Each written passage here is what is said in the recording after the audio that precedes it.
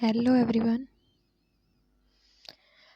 तो आज की क्लास में हम बात कर रहे हैं यूपीपीसीएस मेंस के लिए पीवाईक्यू नोट्स कैसे बनाएं, जिससे कि वो टॉपिक ही कवर हो जाए, ताकि अगर उस टॉपिक से और प्रश्न आए तो वो भी हम कर सकें।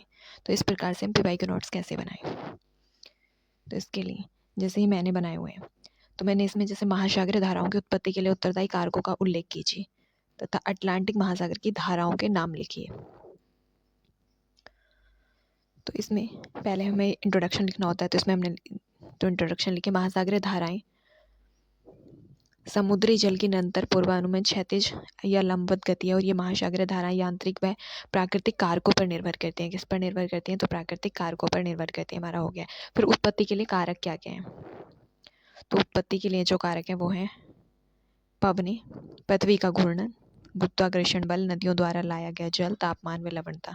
तो इस प्रकार से हमारे नोट्स हैं, और फिर हमें इनके बारे में डिटेल से लिख दे, यानी कि पवन क्या है, तो पवन के बारे में बता दिया गया है। पृथ्वी के घूर्णन के बारे में जो है बता दिया गया है, और इसी प्रकार फिर तापमान व लवणता के बारे में बता दिया गया है।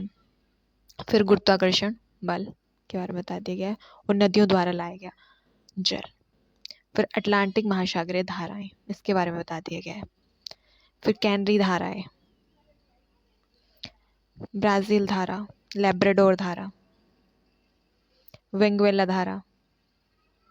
और फिर महासागरीय धाराएं, अगर हमें इसका कॉन्क्लूजन लिखना हो तो इस प्रकार लिख देंगे कि महासागरीय धाराएं वैश्विक जलवायु को विनियमित करने, महासागरों में तापमान वितरित करने और समृद्ध सागरीय पारिस्थितिकी तंत्र के लिए महत्वपूर्ण भूमिका जो है वो निभाती हैं। अब जैसे हमारा अगला तो ये हमारा एक पूरा टॉपिक ही कंप्लीट हो गया। अगर इस टॉपिक से हमें आगे भी कोई प्रश्न मिलता है तो उसे हम आराम से कर सकते हैं।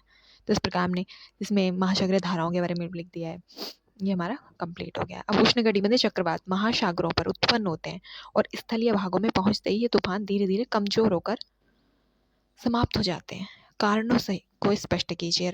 इस पर ये कई प्रश्न आए हुए हैं, तो इस पर अलग अलग लिखने से मैंने सारे प्रश्न को एक जगह पे लिख लिया है, यानी कि मैं अलग अलग हर किसी का आंसर, क्योंकि आंसर सबका सिमिलर एक सही होता है, बस थोड़ा बहुत शब्दों का हेरफेर हो जाता है ऊपर नीचे। तो इस प्रकार से आप भी अपने नोट्स बना सकते हैं। और अगर किसी को इसके पीडीएफ चाहिए तो उसके लिए आप हमारे टेलीग्राम पर जुड़ सकते हैं। कमेंट करके बता देना, मैं टेलीग्राम पर डाल दूंगी अगर किसी को मेरे पीवाईक्यू नोट्स की पीडीएफ चाहिए